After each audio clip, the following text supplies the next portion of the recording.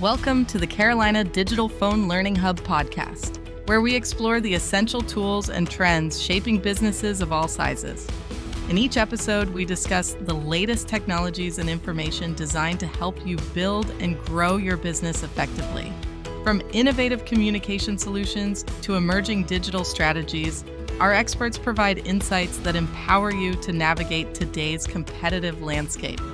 Join us as we uncover actionable advice and resources to enhance your business operations and drive success.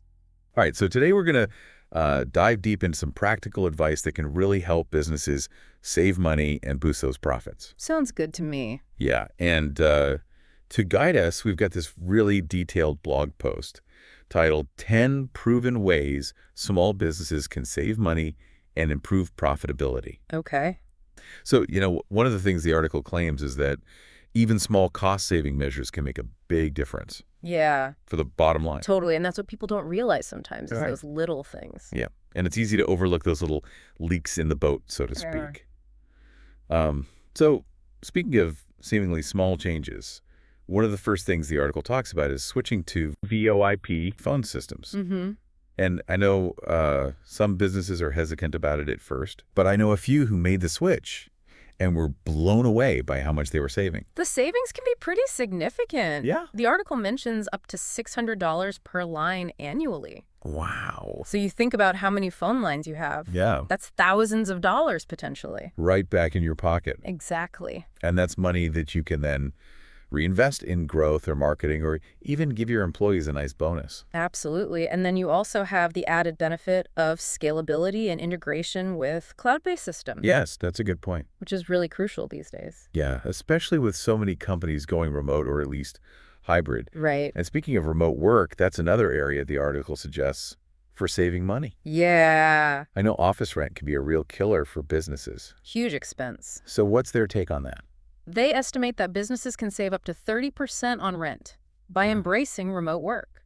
That's significant. And that's not to mention the cost of utilities and supplies and all that. And cleaning. Yeah, it all adds up. It really does. So even if you can't go fully remote, just having some employees work from home a couple days a week, that can make a big difference. Yeah, that's true.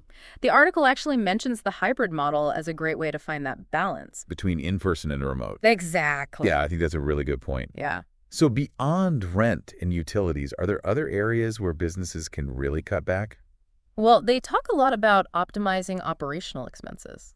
Okay. And one of the most powerful ways to do that is automation. I think a lot of business owners are still doing things manually that could be automated, So many things. like sending invoices or scheduling appointments, managing social media, even some customer service tasks. Yeah, and the article can give some good examples of tools that you can use. Okay, I like that because I think some business owners, they know they need to automate, Right. but they just don't know where to start. So for accounting, there's QuickBooks and FreshBooks. Okay.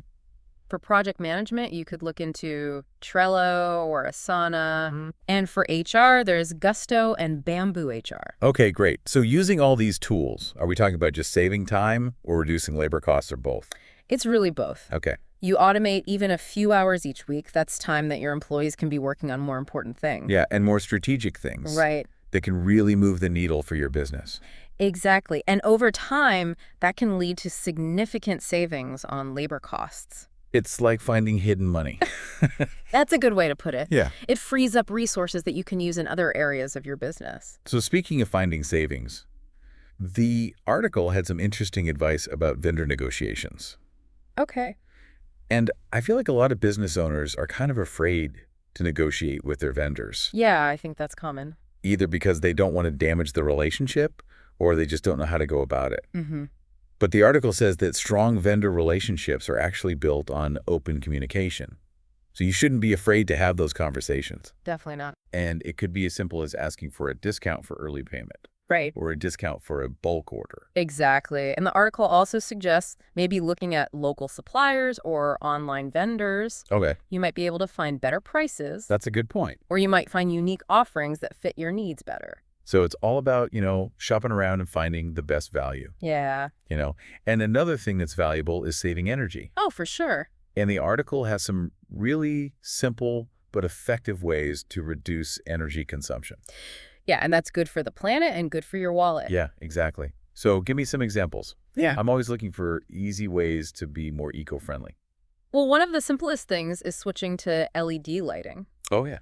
And the article says that LEDs can use up to 75% less energy Wow. than traditional bulbs. Yeah, and they last a lot longer, too. They do, so you're not replacing them all the time. Right, so less waste. Exactly. That's great. And they also recommend using programmable thermostats Yeah. so you can optimize your heating and cooling schedule. Those are great, especially if you tend to forget to adjust the thermostat when you leave the office. Yeah, for sure. So it's amazing how these little changes can add up Right. to big savings over time. It's true. So speaking of simple swaps, what about software?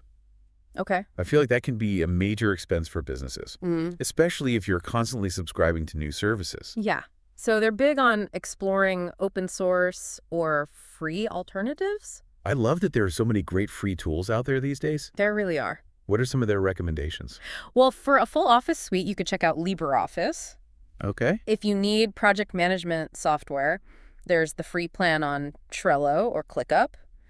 And for CRM, you could look at HubSpot or Zoho CRM. Right. They both have free plans that have a good amount of features. I bet a lot of businesses could probably just use those free tools. Yeah, probably. But what if you need more specialized features? Then they suggest looking at software as a service. Right. So you pay a monthly subscription fee Oh. instead of a huge upfront cost. Which is usually more manageable for budgeting. Exactly. So it's all about finding that right balance between features and affordability. Yeah. Speaking of affordability, let's talk marketing. Okay.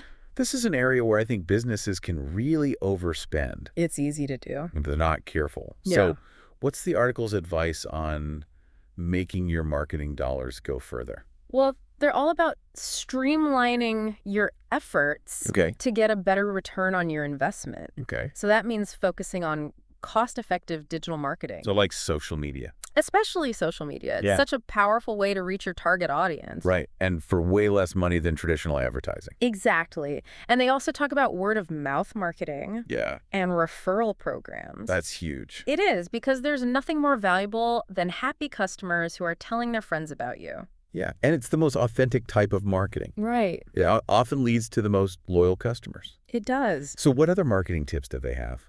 Well, they're big fans of email marketing. It's a really good way to stay in touch with your audience and promote your products and services. And build relationships. Yes. Email marketing is a classic for a reason. Yeah. It's affordable, effective, and easy to track. Exactly. Okay, so let's move on to a topic that can be a little controversial. Okay. Outsourcing or hiring freelancers. Yeah. It definitely has pros and cons. It does. But the article points out that for certain tasks or projects, it can be a great way to save money. Especially on salaries and benefits. Yeah, because you're not hiring a full-time employee. Right. But doesn't outsourcing come with its own challenges? Well, of course. Yeah. But the article gives some tips for navigating those challenges. Okay, like what? Well, first of all, they recommend being super clear about your scope of work and your expectations. Okay. You need to give detailed instructions. Right. Set realistic deadlines and have a good communication plan. Yeah, that's good advice for any project, really. It is. Whether you're working with freelancers or your own employees. Clear communication is key. Definitely. And they also talk about finding the right person for the job. Yeah. Which I imagine is even more important with freelancers because you're not vetting them the same way you would a regular employee. That's true. So they say you should check portfolios, Okay. read reviews, and even ask for references. Okay, good advice. Yeah. And they also recommend some platforms where you can find freelancers, Oh, like what? like Upwork, Fiverr, and Freelancer. Yeah, I've heard of those. Yeah, they make it much easier to find and vet freelancers. Yeah, And they also offer some protection for both the client and the freelancer. that's great. Yeah. Okay, so are we ready to tackle the big one? Employee training and retention? Sure. I mean, it might seem counterintuitive to spend money on training when you're trying to cut costs. Yeah. But we both know that investing in your employees is really important for long-term success. Oh, absolutely. And the article really stresses that. Okay. They say that well-trained employees are more productive. Yeah. They make fewer errors. Right. And they're more satisfied with their jobs. Which all contributes to higher profitability. Exactly. And happier employees are more likely to stay with the company, Yeah. which saves you money on recruiting and onboarding new staff. It's a win-win. So before we move on to the last topic, I'm guessing it's debt management. probably. But let's just acknowledge that we've covered a lot of ground already. We have. We've talked about everything from VoIP, phone systems, to automating tasks, to the power of employee training. Yeah. And all of these strategies, even the small ones, can really add up to significant savings. It's true. And the key takeaway here is that you don't have to implement everything at once. That's a good point. Just start with one or two things Yeah. that resonate with you and your business. Great advice. So, are we ready to dive into that sometimes dreaded topic of debt? Let's do it. Okay. Yeah. Debt. Yeah. It's definitely something a lot of business owners want to avoid. Yeah. But the article says you got to tackle it head on. Okay. And it's not just about saving money on interest. Right. It's about freeing up those resources so you can reinvest them back into your business. That makes sense. And drive growth. When you're not constantly worrying about making loan payments, Right. you can really focus on things that matter. Yeah, exactly. So where do they suggest you start? They say start with your high interest loans. Okay. Those are the ones costing you the most in the long run. Right. It's like plugging the biggest leak in the boat first. Good analogy. What about loan consolidation? Mm-hmm. Have you heard if that can be helpful? Yeah, they mentioned that too. Okay. So if you've got multiple loans with different interest rates and different repayment terms, it might make sense to consolidate them into one loan Okay. with a lower interest rate. And that can potentially save you money. Yeah, and it simplifies your payments. Right. All those different due dates. Exactly. But I imagine getting approved for a consolidation loan really depends on your credit score. Oh, absolutely. Yeah. And that's another thing they emphasize. Okay. The importance of having a good credit score for your business. It's like building a reputation for your business. It is. Not just in the market, but also in the financial world. Exactly. And a good credit score gives you access to better financing options. Makes sense. And it shows lenders that you're responsible, that you're trustworthy. So what do they recommend for actually improving your credit score? Well, they say you got to pay your bills on time. Okay, that's a given. Keep your credit utilization low. Right. And check your credit report often for any errors. That's a good one. Yeah. A lot of people don't think about that. They don't, and it's important. So it's really an ongoing process. It is. It's not just a one-time fix. Right, you have to stay on top of it. And something else that stood out to me from the article What's that? is the emphasis on building good relationships. Yeah. And not just with vendors, but also with your employees and your customers. Absolutely. It's true. We often get so caught up in the numbers, Yeah. we forget that business is really about people. It is at the end of the day. And when you have strong relationships, you have people who are invested in your success. Right. Your employees will go the extra mile. Yeah. Your vendors might give you better terms. And your customers will become loyal advocates for your brand. It's like building a community Yeah. around your business. And that community can be a powerful force for growth. Oh, for sure. I think we've really unpacked some great advice from this article. We have. From small things like switching to LED lights to bigger things like managing debt and building relationships. Yeah, it's a really comprehensive guide. There's something here for every business owner.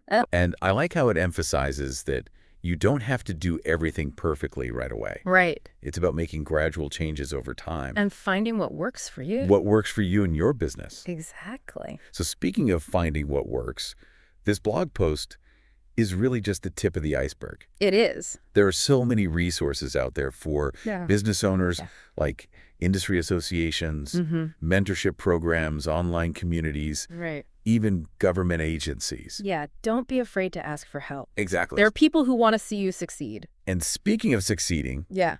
we want to hear your success stories. Yeah. If you've implemented any of the strategies we've talked about and seen positive results, let us know. We'd love to hear from you. We're all in this together. We are. And we can learn so much from each other. For sure. So head over to our website or social media pages and tell us what's working for you. Yeah. And while you're there, don't forget to subscribe to the Deep Dive. We're always exploring new ideas Yeah. and new resources. So until next time, keep those entrepreneurial spirits soaring. And remember, every dollar saved is a dollar earned.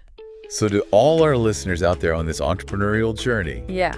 keep pushing forward. Keep learning. Stay curious and innovative. Never give up. We hope you've enjoyed this deep dive into the world of business savings. And profit boosting. If you found it helpful, please share it with your fellow entrepreneurs. Spread the knowledge. And don't forget to subscribe to the Deep Dive Yes. for more insightful conversations. On topics that matter to you. Until next time. Keep those entrepreneurial spirits soaring. Thanks for joining us on the Carolina Digital Phone Learning Hub podcast. We're eager to hear from you. Whether you have questions about today's topic, suggestions for future discussions, or just want to chat about technology and business, we're here to help. Reach out by emailing inquiry@carolinadigitalphone.com, calling us at 336-544-4000, or clicking the Get Started link at carolinadigitalphone.com. We look forward to talking with you.